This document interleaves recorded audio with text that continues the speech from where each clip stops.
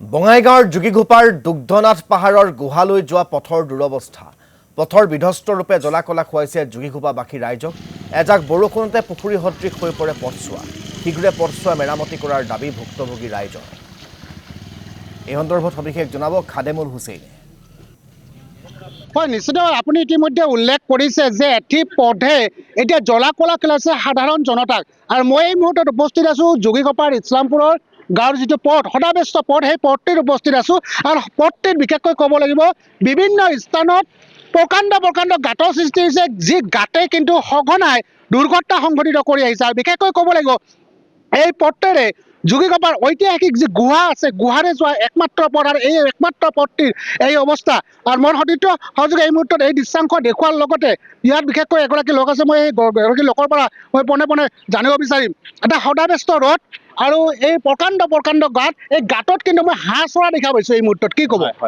হয়, আপুনি ঠিকে কৈছে। আমাৰ এই যোগীঘোপা অঞ্চলৰ এই অতি পুৰণিকৈ এইটো আপোনাৰ আগতে এইটো নেশ্যনেল হাইৱে আছিলে, এই এতিয়া আপোনাৰ ছাইডত পৰি গৈছে। সেইটো ৰাস্তা মেইন ৰাস্তা সিফালে যোগীঘোপা ব্ৰহ্মপুত্ৰৰ ওপৰত দলং হোৱাৰ কাৰণে এইটো ৰাস্তা আপোনাৰ ছাইডত পৰি গৈছে।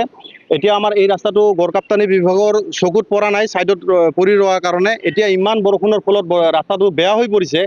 ইয়াত বাইক, পিলপিলি যিমান যান বাহন আছে চলাচল, গধুৰ যান বাহন চলাচল কৰে, তাৰ কাৰণে ৰাস্তাটো অতি বেয়া হৈ পৰিছে।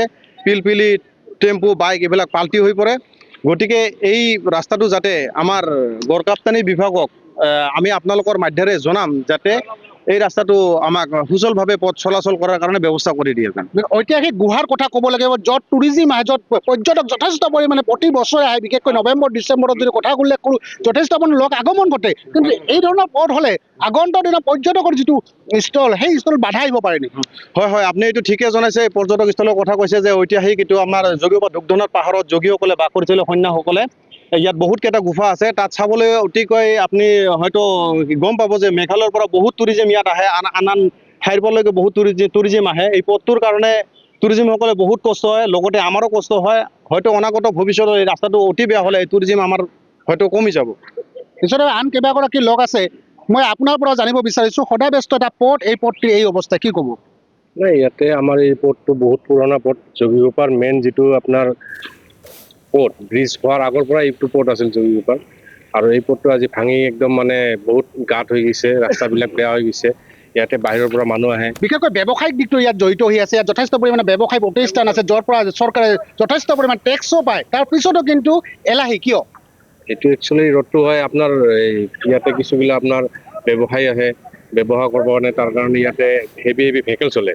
কিন্তু তাৰ ওপৰতে যিটো ৰিপেয়াৰিং কৰিব লাগে বা পথটো মানে নতুনকৈ বনাব লাগে, এনেকুৱা কোনো মানে আমাৰ PWD বিভাগৰ পৰা কোনো একো মানে লোৱা নাই, ব্যৱস্থা লোৱা নাই এইটো।